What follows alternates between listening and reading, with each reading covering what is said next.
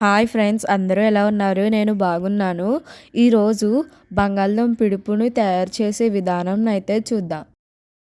ముందుగా బంగాళదుంపల్ని 2 ముక్కలుగా కట్ చేసుకొని బాయిల్ చేసుకున్నాక దాని స్కిన్‌ని అయితే తీసుకొని ఒక ప్లేట్‌లోకి అయితే తీసుకోవాలి.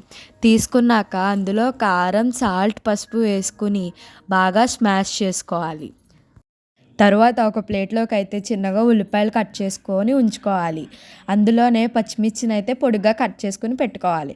తర్వాత పోపుకి కావాల్సిన సామాన్లయితే తీసుకోవాలి. శనగపప్పు, మినపప్పు, ఆవాలు, జీలకర్ర, కరివేపాకు, ఎండుమిర్చి, వెల్లుల్లినైతే తీసుకోవాలి. ఇప్పుడు స్టవ్ వెలిగించి దానిపైన కడాయినైతే పెట్టుకోవాలి. కడాయి హీట్ అయ్యాక నూనెనైతే వేసుకోవాలి. తర్వాత నూనె హీట్ అయ్యాక పోపు దినుసులు అందులో అయితే వేసుకోవాలి. ఇప్పుడు ఆ పోపు దినుసులన్నీ వేసుకున్నాం కదా! అవి అయితే 1 మినిట్ వేపుకోవాలి. తరువాత కట్ చేసి పెట్టుకున్న ఉల్లిపాయ, పచ్చిమిర్చినైతే అందులో వేసుకోవాలి. ఉల్లిపాయ, పచ్చిమిర్చినైతే వేసుకున్నాం కదా! అవి గోల్డెన్ బ్రౌన్ కలర్ వచ్చే వరకు వేయించుకోవాలి. ఇప్పుడు గోల్డెన్ బ్రౌన్ కలర్‌లోకైతే వచ్చేసినాయి కదా! తరువాత స్మాష్ చేసి పెట్టుకున్న బంగాళదుంప మిశ్రమాన్ని అందులో వేసుకోవాలి.